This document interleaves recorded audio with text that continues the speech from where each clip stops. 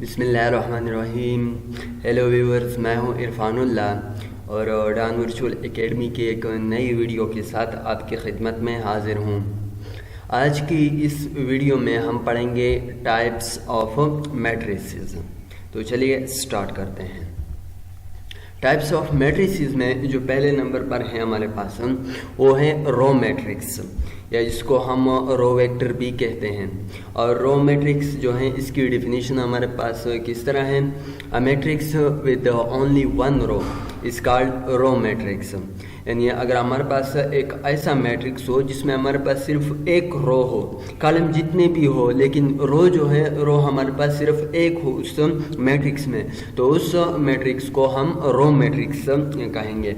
या इस तरह भी उसको हम डिफाइन करते हैं, matrix of order 1 cross n। यानी इसमें हमारे पास जो रो है रो हमारे पास 1 होगा और n जो है कॉलम हमारे पास n हो सकते हैं और इसको हम रो मैट्रिक्स कहते हैं। अगर आप यहाँ पर इस एग्जांपल को देखें तो यहाँ पर हमारे पास है a is equal to a11 a12 up to a1n तक। अब हम गए यहाँ पर, ये जो है ये 1 यहाँ पर ये i को शो करता है। तो यहाँ पर हमारे पास जो है ये पहले रो में पहला जो कॉलम है हमारे पास। इस तरह यहाँ पर पहले रो में दूसरा कॉलम, पहले रो में तीसरा कॉलम, चौथा कॉलम, पांचवा column, up to and so on, यहाँ तक कि पहले रो में n कॉलम जो है n कॉलम तक। तो जो रो मैट्रिक्स होगा, रो मैट्रिक्स हमारे पास इस तरह होगा। यानी इसमें हमारे पास सिर्फ एक रो होगा। अगर आप यहाँ पर देखिए तो इसमें हमारे पास सिर्फ एक रो है, तो इसको हम रो मैट्रिक्स कहेंगे। दूसरा जो है हमारे पास वो है कॉलम मैट्रिक्स। कॉलम मैट्रिक्स के डेफिनेशन हमारे पास किस तरह है। A matrix with only one column is called column matrix. यानी ऐसा मैट्रिक्स जिसमें हमारे पास सिर्फ एक कॉलम हो। इसमें जो है इसमें हमारे पास रो एक था, कॉलम जो था कॉलम n तक थे।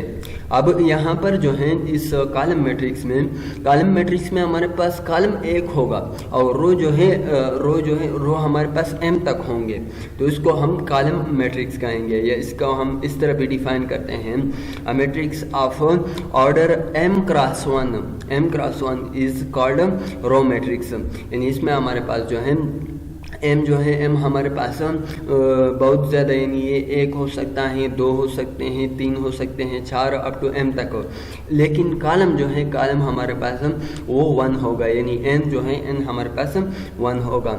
वो किस तरह, अगर आप इस एग्जांपल में देखें, यहाँ पर जो है यहाँ पर हमारे पास जो कॉलम है ये एक कॉलम है, सिर्फ ये एक कॉलम है। रो जो है रो हमारे पास 1 2 3 4 5 6 7 अप टू m तक है रो हमारे पास। तो ये जो मैट्रिक्स है ये हमारे पास कॉलम मैट्रिक्स हैं। यहाँ पर अगर आप देखें a11, इसमें हमारे पास पहला रो है और पहला कॉलम है। यहाँ पर दूसरा रो है और फिर भी पहला कॉलम है। तीसरा रो पहला कॉलम अप टू m जो है m हमारे पास रो है लेकिन कॉलम जो है कॉलम हमारे पास 1 है।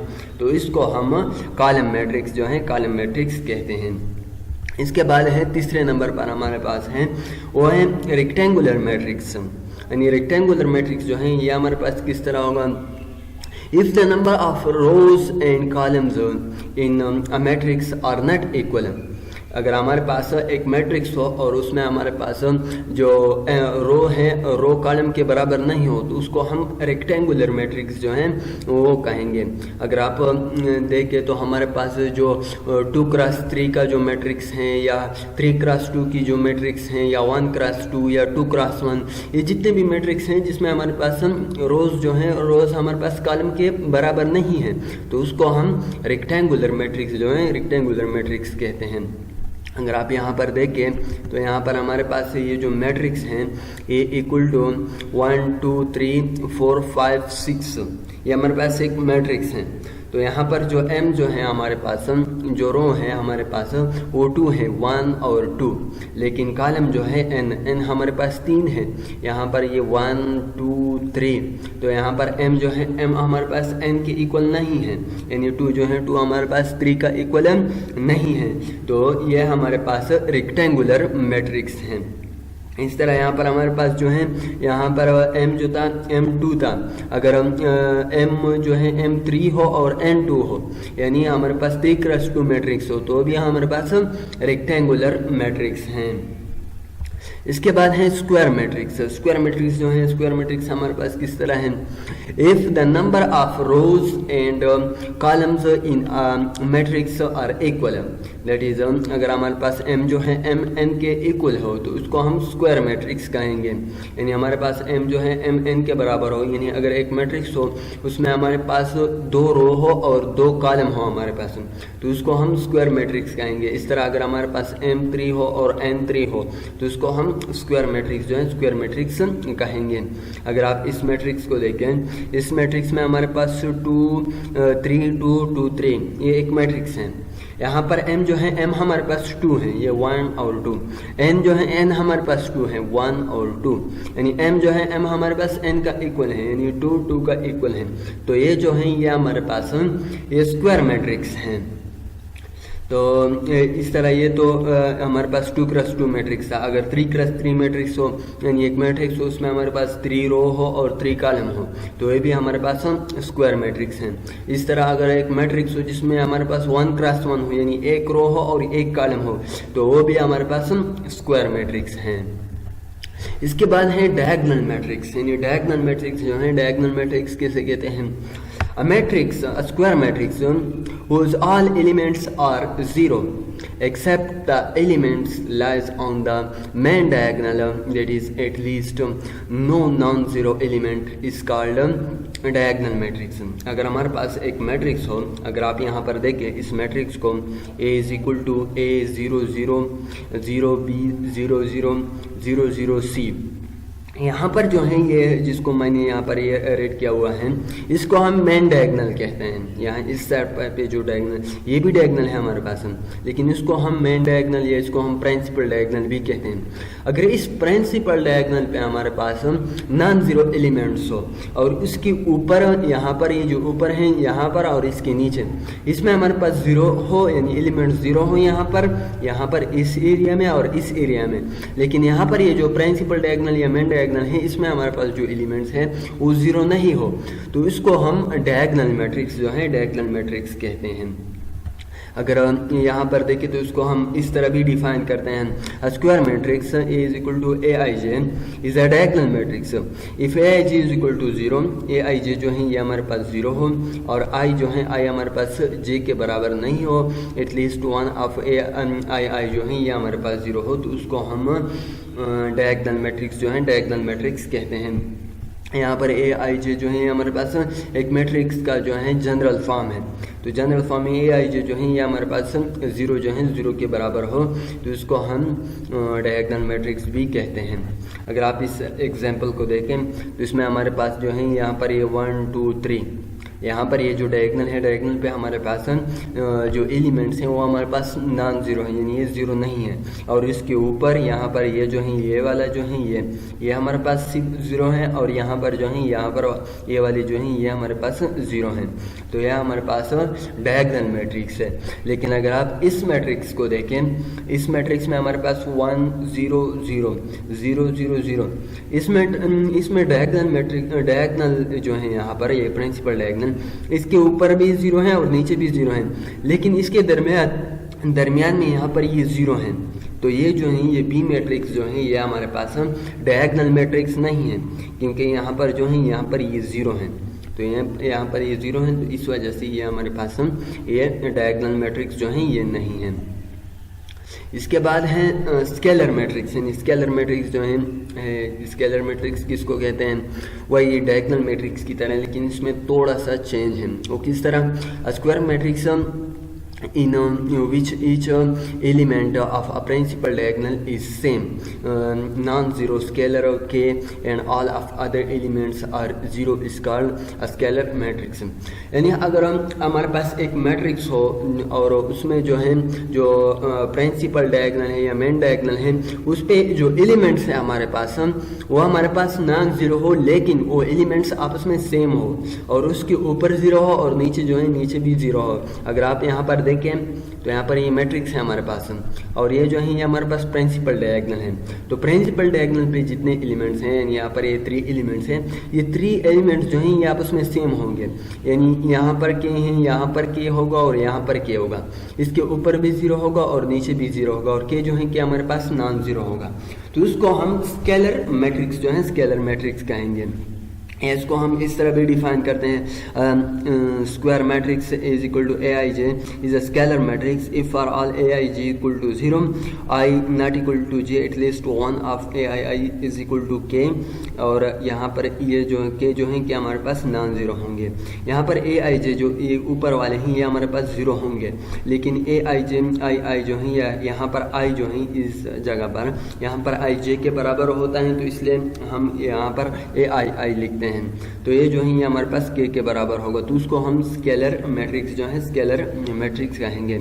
अगर यहाँ आप इस एग्जांपल को देखें तो इस एग्जांपल में हमारे पास ये जो प्रिंसिपल डायगोनल है, प्रिंसिपल डायगोनल पे हमारे पास 2 हैं, 2 2 2, यहाँ पर ये 2 हैं। तो प्रिंसिपल डायगोनल पे जो एलिमेंट्स हैं हमारे पास वो नॉन ज़ीरो हैं और आपस में सेम भी हैं। ये 2 जो हैं ये आपस में सेम है, इसके ऊपर भी 0 है और नीचे भी 0 है। तो ये जो है ये हमारे पास स्केलर मैट्रिक्स जो है स्केलर मैट्रिक्स हैं। अगर आप इस एग्जांपल को देखें, इस एग्जांपल में हमारे पास जो डायगोनल है, डायगोनल यहाँ पर इस प्रिंसिपल डायगोनल में, तो इस प्रिंसिपल डायगोनल पे हमारे पास ये यहाँ पर 1 है, यहाँ पर 1 है, लेकिन इस बीच में हमारे पास 3 है। तो यहाँ पर 3 है, 3 तो है भी नॉन ज़ीरो, लेकिन यहाँ ये 1 का इक्वल नहीं है 3। तो ये जो है ये हमारे पास स्केलर मैट्रिक्स नहीं है, क्योंकि जो प्रिंसिपल डायगोनल है, प्रिंसिपल डायगोनल पे हमारे पास जो एलिमेंट्स हैं यहाँ पर ये हमारे पास इक्वल होंगे, लेकिन यहाँ पर ये इक्वल नहीं है, तो इसलिए जो बी मैट्रिक्स है हमारे पास ये स्केलर मैट्रिक्स जो है स्केलर मैट्रिक्स नहीं है।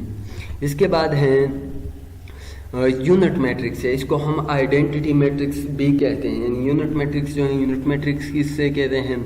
A square matrix having unit element on the principal diagonal, जो principal diagonal है इस पे हमारे पास unit element हो, and all of the other elements are 0 is called a unit matrix, और इसको हम I से डिनोट करते हैं। आपने जो पिछले जो स्केलर मैट्रिक्स को आपने देखा, प्रिंसिपल मैट्रिक्स को आपने देखा, उसमें हमारे पास डायगोनल पे एलिमेंट्स होंगे और वो नॉन ज़ीरो एलिमेंट थे। लेकिन यहाँ पर ये जो यूनिट मैट्रिक्स हैं, यूनिट मैट्रिक्स में हमारे पास जो प्रिंसिपल डायगोनल है, प्रिंसिपल डायगोनल पे हमारे पास यूनिट एलिमेंट होंगे, और यूनिट एलिमेंट जो है ये हमारे पास 1 है। वो किस तरह? अगर आप यहाँ पर इसमें को देखें इस एग्जांपल को, तो यहाँ पर ये जो डायगोनल है, यहाँ पर इस डायगोनल पे हमारे पास है ये 1 1 1, ये 1 1 होंगे, क्योंकि ये हमारे पास यूनिट एलिमेंट है, और इसके ऊपर यहाँ पर ये 0 होंगे, और यहाँ पर बाकी जो एलिमेंट्स हैं ये हमारे पास 0 होंगे। लेकिन जो डायगोनल है, डायगोनल पे हमारे पास यूनिट एलिमेंट होंगे। तो इसको हम आइडेंटिटी मैट्रिक्स जो है आइडेंटिटी मैट्रिक्स कहेंगे। तो ये हमारे पास आइडेंटिटी मैट्रिक्स हैं। इस तरह यहाँ पर ये जो है I इक्वल टू 1, यहाँ पर ये 1 क्रॉस 1 मैट्रिक्स हैं। अगर आप इसको देखें तो ये हमारे पास ये 3 क्रॉस 3 मैट्रिक्स था, और ये जो है ये हमारे पास 1 क्रॉस 1 मैट्रिक्स हैं। इस तरह ये वाला जो है 1 0 0 1, तो ये हमारे पास 2 क्रॉस 2 मैट्रिक्स हैं। यहाँ पर ये जो डायगोनल है, डायगोनल पे हमारे पास 1 1 है, और बाकी एलिमेंट्स जो हैं ये हमारे पास 0 हैं। तो ये जो हैं ये हमारे पास आइडेंटिटी मैट्रिक्स हैं। इस तरह ये वाला जो है ये यहाँ पर 1 0 0 0 1 0 0 0 1, तो ये जो है ये भी हमारे पास आइडेंटिटी मैट्रिक्स हैं। इसमें हमारे पास इसका जो ऑर्डर है ये वो भी 3 क्रॉस 3 है, और ये जो डायगोनल है प्रिंसिपल डायगोनल, इसमें हमारे पास यूनिट एलिमेंट्स हैं, तो इसको हम यूनिट मैट्रिक्स या आइडेंटिटी मैट्रिक्स जो है वो कहते हैं।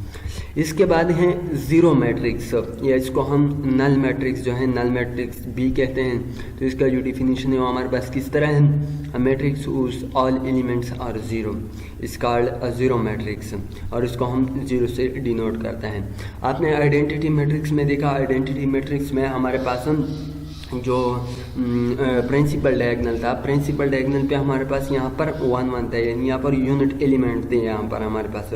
लेकिन जो ज़ीरो मैट्रिक्स हैं या नल मैट्रिक्स हैं, नल मैट्रिक्स में हमारे पास सारे जो है सारे एलिमेंट्स जो हैं सारे एलिमेंट्स हमारे पास 0 होंगे, तो इसको हम नल मैट्रिक्स कहेंगे। अगर आप यहाँ पर देखें उसको हम 0 से डिनोट करते हैं।